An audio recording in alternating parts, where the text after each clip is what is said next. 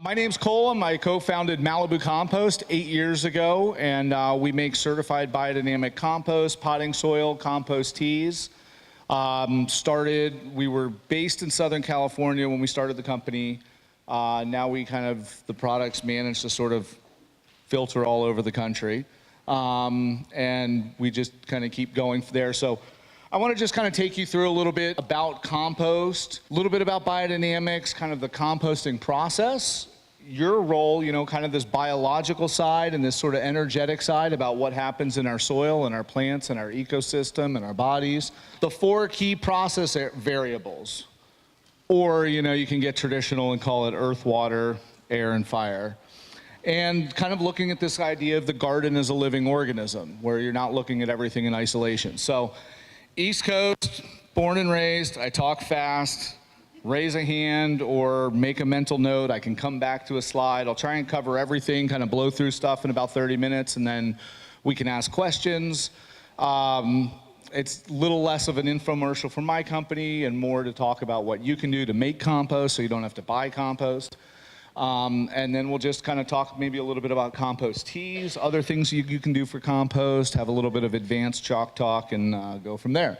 So I grew up on a biodynamic farm, just kind of grew up as a kid playing in the dirt. That was my first job, holding the tail for the farmer so they don't swat him in the face. Went to a Waldorf school. Anybody familiar with Waldorf school here? Yeah.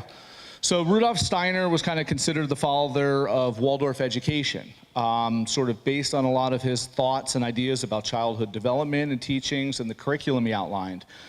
Later in his life in 1924, a group of farmers said, "Can you help us with agricultural issues? You seem to know a lot about a lot, and crops are dying, things aren't surviving, what can you tell us?" And he said, "Well, get a group of farmers together and I'll talk to you a little bit about agriculture." And he gave a series of 8 lectures that became now known as the agricultural lectures. You can buy the book. It's heavy reading depending on the translation. There's a great podcast you can get if you spend a lot of time in the car. Anyhow, so this, if anybody, sometimes people are familiar with Waldorf but not biodynamics or vice versa. My family, I worked with a nonprofit. My family runs a nonprofit in Ipswich, and I went to college down in Kentucky. Kind of took the sales and marketing career and got as far away from farming as I could, and I was, going to become a multimillionaire and then go do some good projects. And that didn't work out good, and took a little turn, I don't know, for the better or the worse, but ended up getting elected to the city council and decided to go back to school and get my master's in business. And while doing that, 2006 to 2008, I started seeing a lot of what companies were doing to try to adopt sustainable practices into their company, into their organizations, like schools and universities. And then I saw a lot of greenwashing. And if I was an academic, I would have just made a career becoming a PhD and writing about greenwashing. But instead, I like giving PowerPoints and exposing it. But that's a different PowerPoint. We're going to talk about dirt, compost, cow poop. Greenwashing and poop kind of are the same thing depending on the context. So Malibu, we started about 8 years ago and sold our first bag, added a few more products just kind of based on having the compost itself.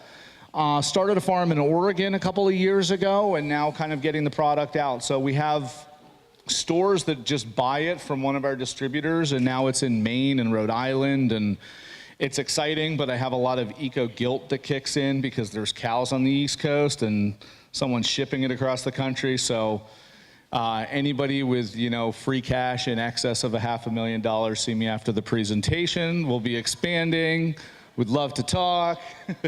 But in the meantime, so that's a shot of our farm that you can't really see if you're standing where I am. But our idea is we deal with the dairy cow manure. And this goes back to Steiner's indications talking about the cow. But we look at the cow as the goddess of fertility. That the cow is this very, very unique animal. And when you look at the cow's ability to digest, a cow is a ruminant. And honestly, if we had a higher dollar value per pound of compost than we did per pound of milk, we might call it a poop cow instead of calling it a dairy cow. But we call it a dairy cow because dairy is what we see in the marketplace. So that's a consumer label. But anyway, the cow spends so much time digesting. That's what it does. And all that probiotic aspect, all that goodness that goes through it. And with the mother dairy cow, once she's given birth, there's a complete different enzymatic profile in her cud when she chews. And it goes out in the form of milk, and we see it in yogurts and kefirs and cultures, and it comes right out the other end of the cow. And we see it in its ability to create fertility and add balance and structure to the soil. So we hunt down for the best organic dairy farms that are outside on grass, of course, because that's the most natural component. We pile it up on the farm, form it into windrows, you know. We run a turner. There's a little night shot of the turner, and this is just to ensure homogeneity in the pile. Also getting a little more oxygen in the pile, turning everything. We kind of need to put it through a process where we monitor the heat curve of the compost. And that's mainly because we want you to be able to, you know, put it on your garden in the morning and make a salad for dinner and not have anything else to worry about when we do that, and also comply with state requirements about what it means to call it a compost, and we can talk about that more later. But one of the ideas is you want to turn your compost. You want to let it breathe. We just do it on a bigger scale, so don't think you need to go out and buy a little tractor. There's just a pile of finished compost on the Oregon farm. So this is a definition I took from the U.S. Composting Council, just because I like the components of this. It doesn't have this concept of biodynamics, and some of you will be like, what about the cow horn?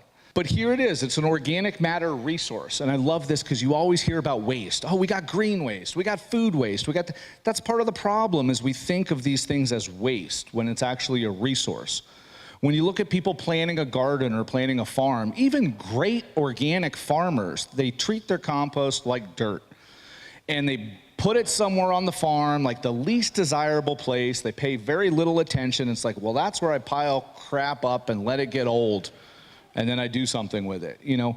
And if you looked at this as an investment, and you look at how much money people borrow from banks and how they use fertilizers, and you treat your soil like a soil bank. So everybody here, you need to be thinking, what's your 12-month strategy to invest in your soil over the next 12 months?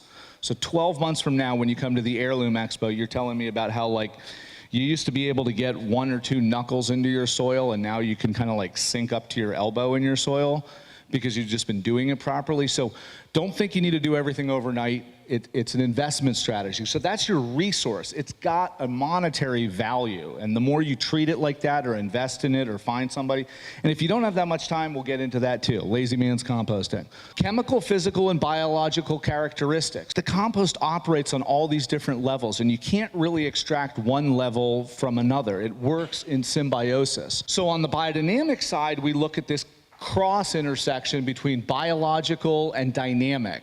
Biodynamics was this system of agriculture that said ideally the farm should be a living organism. It should function, it should have flow, just like our bodies do, have circulation. Where you're cover cropping, you're rotating, you have an animal component, you're generating fertility on the farm.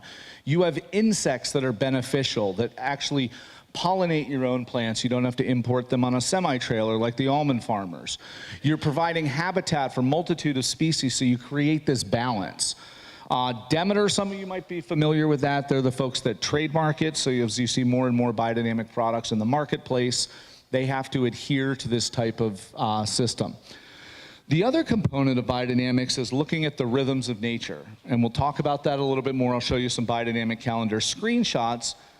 But the idea is that nature hums along on its own. It's got its own rhythm. Anybody else see the eclipse? Anybody see the totality?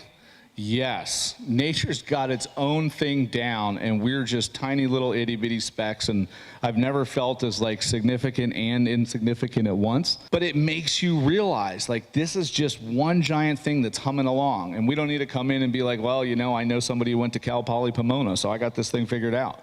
No, nature's got it figured out. So we're just trying to figure out, what does nature do and how can we do it together with nature? That's our greatest teammate and ally.